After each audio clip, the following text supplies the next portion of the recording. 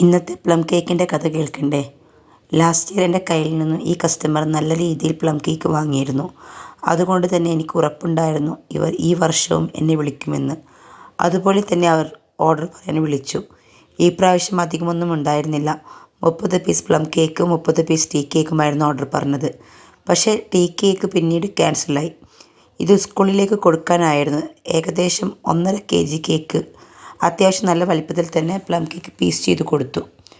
School പൂട്ടുന്നതിൻ്റെ അന്നേ ദിവസം ടീച്ചേഴ്സിന് കൊടുക്കാൻ വേണ്ടിയായിരുന്നു കസ്റ്റമർ ഈ കേക്ക് ഓർഡർ തന്നത്.